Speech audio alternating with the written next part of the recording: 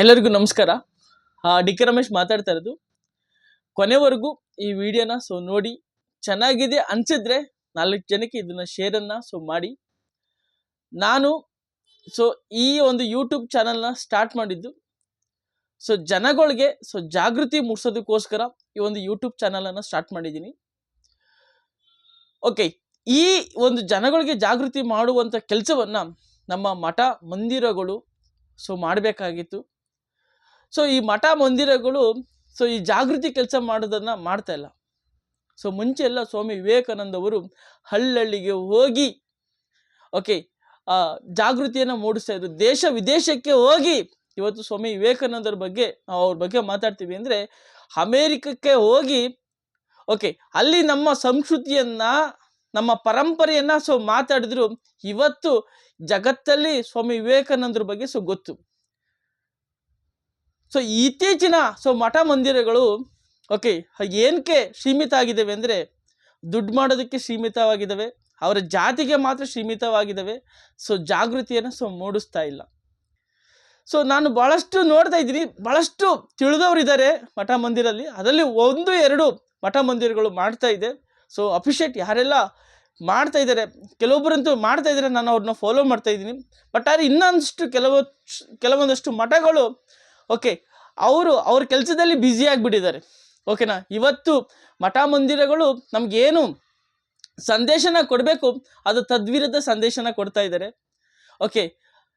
ನಿಮ್ಗೆಲ್ಲರಿಗೂ ಗೊತ್ತಿರ್ಬೋದು, ಸ್ವಾಮೀಜಿಗಳು ಈ ನಮ್ಮಂಥ ಬಡ ಮಕ್ಕಳು ಅವ್ರ ಹತ್ರ ಹೋದಾಗ ನಮ್ಮಂಥ ಬಡ ಮಕ್ಕಳಿಗೆ ಅವರು ಶೋಷಣೆ ಮಾಡ್ತಾರೆ. ಇವತ್ತು ದುಡ್ಡು ಮಾಡೋದಕ್ಕೆ ನಿಂತ್ಕೊಂಡಿದ್ದಾರೆ. ಇವತ್ತು ಒಬ್ಬೊಬ್ಬರು ಮಠಾಧೀಶರ ಹತ್ರ ಅದೆಷ್ಟೆಷ್ಟು 1000 ಕೋಟಿ ದುಡ್ಡೈತು. ಇವರು ಜಾಗೃತಿಯನ್ನು ಮೂಡಿಸ್ಬೇಕು. ಮಠ ನಡೆಸೋದಕ್ಕೆ ದುಡ್ಡು ಬೇಡ. ಅವರಲ್ಲಿ ಇರೋಂಥ ಜ್ಞಾನನ ಜನಗಳಿಗೆ ಅರ್ಥವನ್ನು ಮಾಡಿಸ್ಬೇಕು. ಅದನ್ನ ಮಾಡಿಸ್ತಾ ಇಲ್ಲ. ನಾವ್ಯಾಕೆ ಅವ್ರು ಮಾಡ್ತಾ ಇಲ್ಲ ಅಂತ ನಾವು ಯಾಕೆ ಅವ್ರ ಮೇಲೆ ಬ್ಲೇಮ್ ಮಾಡಬೇಕು? ನಾನೇ ಈ ಕೆಲಸ ಮಾಡೋಣ, ಜಾಗೃತಿಯನ್ನು ಮೂಡಿಸೋಣ ಅಂತ ಹೇಳಿ ಇದೊಂದು ಸ್ಟೆಪ್ಪನ್ನು ತೆಗೆದುಕೊಂಡಿದ್ದೀನಿ. ಜೊತೆಗೆ ನಾವು ಏನು ಮಾಡಬೇಕಂದ್ರೆ ಫಸ್ಟು ನಾವು ನಮ್ಮ ಕೆಲಸದ ಮೇಲೆ ನಾವು ಫೋಕಸನ್ನು ಮಾಡಬೇಕಾಗತ್ತೆ. ಭಾಳಷ್ಟು ಜನ ನಾವು ಏನಕ್ಕೋಸ್ಕರ ಹುಟ್ಟಿದ್ದೀವಿ, ನಾವು ಏನನ್ನ ಮಾಡಬೇಕು, ನಮ್ಮ ಉದ್ದೇಶಗಳೇನು ಇದು ಗೊತ್ತಿಲ್ಲ. ಏನೋ ಹುಟ್ಟಿದ್ದೀವಿ, ಒಂದಿನ ಹೋಗ್ತೀವಿ ಅಂತ. ಹುಟ್ಟಿದ್ದೀವಿ ಕರೆಕ್ಟು. ಎಷ್ಟೋ ಕೋಟ್ಯಾಂತರ ಜೀವರಾಶಿಗಳಲ್ಲಿ ಮನುಷ್ಯನ ಜನ್ಮ ಶ್ರೇಷ್ಠವಾದ ಜನ್ಮ. ಮನುಷ್ಯನ ಒಬ್ಬನಿಗೆ ಮಾತಾಡೋಕ್ಕೆ ಬರುತ್ತೆ, ಯೋಚನೆ ಮಾಡೋಕ್ಕೆ ಬರುತ್ತೆ, ಏನಾದ್ರು ಪ್ರಯೋಗ ಮಾಡಿ ಏನಾದ್ರು ಕಂಡುಹಿಡಿಯೋಕ್ಕೆ ಬರುತ್ತೆ. ಇನ್ನು ಯಾವುದೇ ಜೀವರಾಶಿಗಳಿಗೂ ಬರೋದಿಲ್ಲ. ಅಷ್ಟು ವಿಶೇಷತೆಯನ್ನು ದೇವರು ನಮ್ಮಲ್ಲಿ ಇಕ್ಕಿದ್ದಾನೆ. ಇದನ್ನು ನಾವು ಫಸ್ಟು ಅರ್ಥ ಮಾಡ್ಕೊಬೇಕು. ನಾವು ಅರ್ಥ ಮಾಡ್ಕೊಂಡಾಗ ಮಾತ್ರ ನಮ್ಮ ಜೀವನವನ್ನು ಶ್ರೇಷ್ಠತೆಯಾದ ಜೀವನವಾಗಿ ಮಾಡ್ಕೊಳ್ಳೋದಕ್ಕೆ ಸಾಧ್ಯ ಆಗುತ್ತೆ. ಶ್ರೇಷ್ಠತೆ ಜೀವನ ಮಾಡ್ಕೋಬೇಕಂದ್ರೆ ನಮ್ಮನ್ನು ನಾವು ಅರ್ಥ ಮಾಡ್ಕೊಬೇಕು.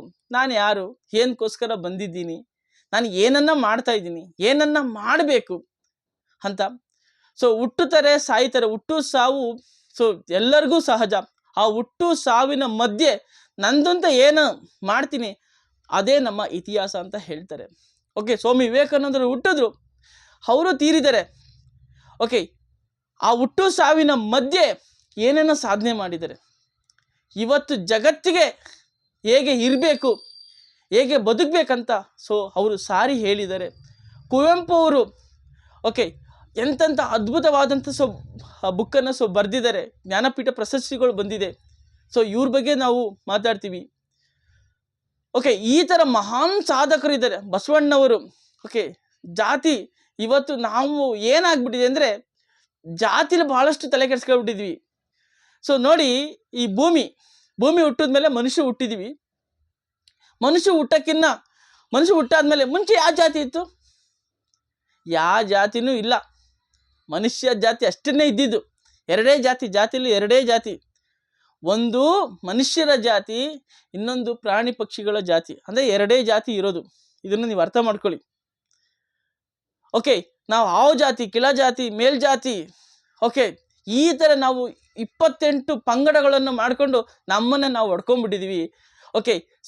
ಯಾವ ಜಾತಿನೂ ಇಲ್ಲ. ಈ ಜಾತಿ ವ್ಯವಸ್ಥೆನ ತಂದವರು ಯಾರು ಅಂದರೆ ಈ ನಮ್ಮಂಥ ಆಳುವಂಥವರು, ಅವತ್ತಿಂದ ಇವತ್ತು ಗಂಟ ನಮ್ಮನ್ನ ಯಾರೆಲ್ಲ ಆಳ್ತಾ ಇದ್ದಾರೆ, ಓಕೆ, ಅವರೆಲ್ಲ ನಮ್ಮನ್ನ ಜಾತಿ ವ್ಯವಸ್ಥೆನ ತಗೊಂಡ್ಬಂದಿದ್ದಾರೆ. ನೀನು ಮೇಲ್ ಜಾತಿ, ಇವ್ನು ಕೀಳ್ ಜಾತಿ ಅಂದರೆ ಒಬ್ಬನಿಗೊಬ್ಬನಿಗೆ ಆಗಬಾರ್ದು ಅನ್ನೋದನ್ನ ಮೊದಲು ಈ ಜಾತಿಯಿಂದ ನೀವು ಮೊದಲು ಈಚೆಗಡೆ ಬನ್ನಿ. ಓಕೆ, ಮೊದಲು ನೀವು ನಮ್ಮದು ಒಂದೇ ಜಾತಿ, ಅದು ಮನುಷ್ಯನ ಜಾತಿ ಅನ್ನೋದನ್ನು ಫಸ್ಟು ನೀವು ಅರ್ಥ ಮಾಡ್ಕೊಬೇಕು. ನೀವು ಎಲ್ಲಿ ಗಂಟ ಅರ್ಥ ಮಾಡ್ಕೊಳ್ಳಲ್ಲ ಅಲ್ಲಿ ಗಂಟ ನೀವು ಮೇಲ್ಗಡೆಗೆ ಹೋಗೋಕ್ಕೆ ಸಾಧ್ಯ ಆಗಲ್ಲ. ಅದಕ್ಕೆ ಕುವೆಂಪು ಅವರು ಒಂದು ಮಾತು ಹೇಳಿದರೆ, ನೀವು ಫಸ್ಟು ವಿಶ್ವಮಾನವನ ಆಗುವಂತ. ಅಂದರೆ ವಿಶ್ವಮಾನವ ಅಂದರೆ ಜಗತ್ತಲ್ಲಿರೋ ಎಲ್ಲ ಮನುಷ್ಯರು ಒಂದೇ. ಓಕೆ, ಎಷ್ಟು ಅದ್ಭುತವಾದಂಥ ಸಂದೇಶವನ್ನು ಸಾರಿದ್ದಾರೆ.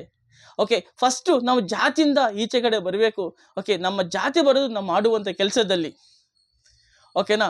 ಸೊ ಇಲ್ಲಿ ಯಾವುದು ಮೇಲ್ಜಾತಿ ಕೀಳ್ ಜಾತಿ ಇಲ್ಲ. ಹಾಗಾಗಿ ನಾವು ಮನುಷ್ಯ ಜಾತಿ ಅನ್ನೋದನ್ನು ಫಸ್ಟ್ ನಾವು ಬರಬೇಕು. ಓಕೆನಾ? ನಾವು ಮನುಷ್ಯರಾಗಿ ಬದುಕೋದಕ್ಕೆ ಸ್ಟಾರ್ಟ್ ಮಾಡಬೇಕು. ಮೊದಲು ಜಾತಿ ವ್ಯವಸ್ಥೆಯಿಂದ ಈಚೆಗಡೆ ಬನ್ನಿ. ಎರಡನೇದು, ಓಕೆ, ಬಹಳಷ್ಟು ಜನ, ಓಕೆ, ನಾವು ಏನನ್ನ ಮಾಡಬೇಕು? ಓಕೆ, ಬಸವಣ್ಣ ಹೇಳಿದ್ದಾರೆ, ಕಾಯಕವೇ ಕೈಲಾಸ, ಕೈ ಕೆಸರಾದರೆ ಬಾಯಿ ಮೊಸರು. ಇದೆಷ್ಟು ಅದ್ಭುತವಾದಂಥ ಪದ, ವರ್ಡು. ಓಕೆ, ನಾವು ಮಾಡೋ ಕೆಲಸವನ್ನು ಶ್ರದ್ಧೆಯಿಂದ ಮಾಡಬೇಕು, ಪ್ರೀತಿಯಿಂದ ಮಾಡಬೇಕು, ಓಕೆ, ಖುಷಿಯಿಂದ ಮಾಡಬೇಕು. ಆವಾಗ ಮಾತ್ರ ನಾವು ಏನಾದ್ರು ಜೀವನದಲ್ಲಿ ಸಾಧನೆ ಮಾಡೋದಕ್ಕೆ ಸಾಧ್ಯ ಆಗುತ್ತೆ. ಇವತ್ತು ನಾನು ಇದು ನಿಂತ್ಕೊಂಡು ಮಾತಾಡ್ತಾ ಇದ್ದೀನಿ ಅಂದರೆ ಭಾಳಷ್ಟು ಜನ ಕೇಳ್ತಾರೆ, ನಾನು ಆ್ಯಕ್ಚುಲಿ ಓದೋದ್ರಲ್ಲಿ ತುಂಬ ವೀಕು ಅಂತ, ಏನು ಸ್ಟೂಡೆಂಟ್ ಏನು ಅಲ್ಲ, ಲೋ ಸ್ಟೂಡೆಂಟು. ಆದರೆ ಈ ಕಲಿಕೆ ಅನ್ನೋ ವಿಷಯದಲ್ಲಿ ನಾನು ಚೆನ್ನಾಗಿ ಕಲಿಬೇಕಂತ ವರ್ಷಾನ್ಗಟ್ಲೆ, ತಿಂಗಳಾನ್ಗಟ್ಲೆ ಅಲ್ಲ, ವರ್ಷಾನ್ಗಟ್ಲೆ ಹೋಗಿ ಕಲ್ತಿದ್ದಕ್ಕೆ ಇವತ್ತು ನಿಮ್ಮ ಮುಂದೆಗಡೆ ಬಂದು ನಿಂತ್ಕೊಂಡು ಮಾತಾಡ್ತಾ ಇದ್ದೀನಿ. ಇದು ಒಂದು ದಿನದ ಪ್ರಯತ್ನ ಅಲ್ಲ, 2 ದಿನದ ಪ್ರಯತ್ನ ಅಲ್ಲ, ವರ್ಷಾನ್ಗಟ್ಲೆ ನನ್ನ ಅಮೂಲ್ಯವಾದ ಟೈಮ್ನ ಕೊಟ್ಟಿದ್ದಕ್ಕೆ ಇವತ್ತು ನಿಮ್ಮ ಮುಂದೆಗಡೆ ಬಂದು ನಿಂತ್ಕೊಂಡು ತುಂಬ ಅಚ್ಚುಕಟ್ಟಾಗಿ ಮಾತಾಡ್ತಾ ಇದ್ದೀನಿ. ಬಟ್ ಆದರೆ ಯಾವುದೇ ಒಂದು ಕೆಲಸ ಮಾಡಬೇಕಾಗ ಅದಕ್ಕೆ 100ಕ್ಕೆ 100 ನೀವು 100% ಡೆಡಿಕೇಶನ್ನ ಕೊಟ್ಟಾಗ ಮಾತ್ರ. ನನ್ನದೇ ಕೆಲಸ ಅಂತಲ್ಲ, ನೀವು ಯಾರ್ದಾರ ಕೆಲಸಕ್ಕೆ ಹೋಗಲಿ, ಒಂದು ಟೈಲರಿಂಗ್ ಹೋಗಲಿ, ಓಕೆ, ಒಂದು ಫ್ಯಾಕ್ಟ್ರಿಗೆ ಹೋಗಲಿ, ಒಂದು ಆಪ್ರೇಟಿಂಗ್ ಮಾಡಲಿ, ಒಂದು ಇಂಜಿನಿಯರ್ ಕೆಲಸ ಮಾಡಲಿ, ಒಂದು ಎಲೆಕ್ಟ್ರಿಕಲ್ ಕೆಲಸ ಮಾಡಲಿ, ಆ ಕೆಲಸನ ನೀವು ಶ್ರದ್ಧೆಯಿಂದ ಮಾಡಿದ್ದೇ ಆದಲ್ಲಿ ಅದು ನಿಮಗೆ ಕೈ ಹಿಡಿತದೆ, ಅದು ನಿಮ್ಗೆ ಅನ್ನವನ್ನು ಕೊಡುತ್ತೆ. ಓಕೆ, ಇದಕ್ಕೆ ನಾನೇ ಉದಾಹರಣೆ ಮತ್ತು ಎಕ್ಸಾಂಪಲ್. ಓಕೆ, ನಾನು ಓದಿರೋದು ತುಂಬ ಲೋ, ಬಟ್ ಆದರೆ ಇವತ್ತು ನಿಮ್ಮ ಮುಂದೆಗಡೆ ಬಂದು ಗಂಟೆಗಟ್ಟಲೆ ಮಾತಾಡ್ತೀನಿ. ಕಾರಣ ಅದಕ್ಕೆ ಹಾನೆಸ್ಟಾಗಿ ನಿಂತ್ಕೊಂಡು ಕಲ್ತಿದ್ದಕ್ಕೆ, ಯಾವುದೇ ಕೆಲಸನ ನಾನು ಅಚ್ಚುಕಟ್ಟಾಗಿ ಮಾಡೋದಕ್ಕೆ, ಓಕೆ, ಅದು ನನಗೆ ಕೈ ಹಿಡಿತಾ ಇದೆ. ತುಂಬ ಇಂಪಾರ್ಟೆಂಟು, ನಿಮ್ಮ ಮಾಡುವ ಕೆಲಸವನ್ನು ಶ್ರದ್ಧೆಯಿಂದ ಮಾಡಿ. ಜೊತೆಗೆ, ಓಕೆ, ನಾವು ಹುಟ್ಟಿದ್ದೀವಿ, ಒಂದಿನ ಹೋಗ್ತೀವಿ. ಈ ಹುಟ್ಟು ಮತ್ತು ಸಾವಿನ ನಡುವೆ ಒಂದು ಅಂತರ ಇದೆ, ಈ ಬದುಕಿದೆ. ಈ ಬದುಕನ್ನು ನೀವು ಅರ್ಥ ಮಾಡ್ಕೊಳ್ಳಿ. ನೀವು ಮಾಡುವ ಕೆಲಸವನ್ನು ಶ್ರೇಷ್ಠತೆಯಿಂದ ಮಾಡಿ, ಒಳ್ಳೆಯ ಮಾತಾಡಿ, ಓಕೆ, ಇನ್ನೊಬ್ಬರಿಗೆ ಒಳ್ಳೆಯದನ್ನು ಬಯಸಿ. ಯಾವಾಗ ಸತ್ತಾಗ ಎಂಥ ಒಳ್ಳೆ ಮನುಷ್ಯ ಸತ್ತಪ್ಪ ಅಂತ ಹೇಳ್ತಾರೆ, ಅದು ಗ್ರೇಟ್ ಅಲ್ವಾ? ಓಕೆ, ನಮ್ಮ ಹುಡುಗ ಎಷ್ಟು ಚೆನ್ನಾಗಿ ಓದಿ ಎಂಥ ಒಂದು ಕೆಲ್ಸಕ್ಕೆ ಹೋದಪ್ಪ. ನೀವು ಮಾಡೋ ಕೆಲಸ, ಇವತ್ತು ಎಷ್ಟೋ ಜನ ಫ್ಯಾಕ್ಟ್ರಿ ಕೊಟ್ಟಿದ್ದಾರೆ, ಇವತ್ತು ಎಷ್ಟು 100 ಜನಕ್ಕೆ ಒಂದು ಕೆಲಸನ, ಉದ್ಯೋಗನ ಕೊಟ್ಟಿದ್ದಾರೆ. ಅದು ನಿಜವಾದ ಸಾಧನೆ. ನಾವು 10 ಜನಕ್ಕೆ, ಓಕೆ, ಕೆಲಸ ಕೊಡೋದು, ನಮ್ಮ ಮಾಡೋ ಕೆಲಸನ ಶ್ರದ್ಧೆಯಿಂದ ಮಾಡುವಂಥದ್ದು, ಓಕೆ, ನಮ್ಮ 4 ಜನಕ್ಕೆ ಒಳ್ಳೆಯದನ್ನು ಬಯಸುವಂಥದ್ದು. ಇವೆಲ್ಲವೂ ಸಾಧನೆನೇ. ಬಹಳಷ್ಟು ಜನ ಇತ್ತೀಚಿನ ದಿನಗಳಲ್ಲಿ ನಾವು ಹಾಡುವ ಪದ, ಓಕೆ, ಇವತ್ತು ಎಷ್ಟು ಅಸಹ್ಯಕರವಾಗಿರುತ್ತೆ ಅಂದರೆ, ನಿಜವಾಗ್ಲೂ ಇವತ್ತು ಎಷ್ಟೊಂದು ಜನ ತಿಳಿದವರು ಇದ್ದಾರೆ. ಅದೇ ಪದ ಬಳಕೆ ಮಾಡಬೇಕಾದಾಗ ಇಡ್ತಾನೆ ಇರೋದಿಲ್ಲ, ಹೇಗೆ ಬೇಕೋ ಹಾಗೆಲ್ಲ ಮಾತಾಡ್ತಾರೆ. ಓಕೆ, ಶ್ರೇಷ್ಠತೆಯ ಬದುಕಂದರೆ ಹಾಗೆ, ನಾನು ಹೇಗೆ ಬದುಕ್ತೆ ಅನ್ನೋದು, ನಾನು ಯಾವ ಥರ ಮಾತಾಡಿದೆ ಅನ್ನೋದು ತುಂಬ ಇಂಪಾರ್ಟೆಂಟ್ ಆಗುತ್ತೆ. ಹಾಗಾಗಿ ನಾವು ಶ್ರೇಷ್ಠತೆಯ ಬದುಕನ್ನು ಬಾಳ್ಬೇಕಾಗತ್ತೆ. ಆವಾಗ ಮಾತ್ರ ನಮ್ಮ ಜೀವನಕ್ಕೆ ಒಂದು ಅರ್ಥವನ್ನು ಸಿಗುತ್ತೆ. ಓಕೆ, ಯಾವತ್ತೂ ಆಮೇಲೆ ಕಂಪ್ಯಾರಿಸಮ್ ಮಾಡ್ಕೊಳಕ್ಕೆ ಹೋಗ್ಬೇಡಿ. ಓಕೆ, ಒಬ್ರಿಗೊಬ್ರಿಗೆ ನೀವು ಕಂಪ್ಯಾರಿಸಮ್ ಮಾಡಿಕೊಂಡ್ರೆ ತುಂಬ ಕಷ್ಟ ಆಗುತ್ತೆ. ಓಕೆ, ಯಾರೋ ಒಬ್ಬ ಶ್ರೀಮಂತ ದೊಡ್ಡ ಪ್ಯಾಲೇಸಲ್ಲಿ ಮದುವೆ ಮಾಡ್ತಾನೆ, ನಾನು ಪ್ಯಾಲೇಸಲ್ಲೇ ಮದುವೆ ಮಾಡ್ಕೊಳ್ಳೋದು ಮಾಡ್ಕೊಬಾರ್ದು. ಯಾಕಂದರೆ ಅವ್ರಿಗೆ ಸಂಪಾದನೆ ಚೆನ್ನಾಗಿದೆ, ಒಳ್ಳೆ ಬಿಸ್ನೆಸ್ ಮಾಡ್ತಾಯಿದ್ರೆ, ಒಳ್ಳೆ ಇನ್ಕಮ್ ಬರುತ್ತೆ, ಅದಕ್ಕೆ ಅವ್ರು ಪ್ಯಾಲೇಸ್ ಗ್ರೌಂಡಲ್ಲಿ ಮಾಡ್ತಾರೆ.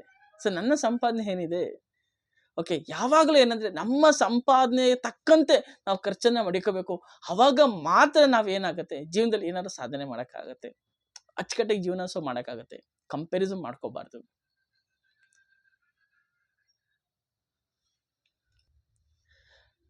ನಾನು ಹೇಳೋದಿಷ್ಟೇ. ಸೊ ನೀವು ಜಾಗೃತರಾಗಬೇಕು, ಜಾತಿಯಿಂದ ಹೋಗಬೇಡಿ. ಓಕೆ, ರಾಜಕಾರಣಿಗಳ ಹಿಂದೆ ಹೋಗಬೇಡಿ, ನಿಮ್ಮನ್ನ ತಳ್ಳಿ ಓಕೆ ಅವರು ಸೊ ಲಾಭನ ಪಡೀತಾರೆ. ಓಕೆ, ನೀವು ನಿಮ್ಮ ಕೆಲಸ, ನಿಮ್ಮ ಸಾಧನೆ ಹಿಂದೆ ಹೋಗಿ, ನಿಮ್ಮ ಕೆಲಸದಿಂದ ಹೋಗಿ ನಾವು ಆಡುವಂಥ ಮಾತು ಇನ್ನೊಬ್ಬರಿಗೆ ಸ್ಫೂರ್ತಿದಾಯಕವಾಗಿರಬೇಕು. ಜಾತಿ ಬಗ್ಗೆ ಕೆಡಿಸ್ಕೊಳ್ಳೋಕೆ ಹೋಗ್ಬೇಡಿ. ಓಕೆ, ಮನುಷ್ಯನ ಜಾತಿ ಶ್ರೇಷ್ಠವಾದ ಜಾತಿ.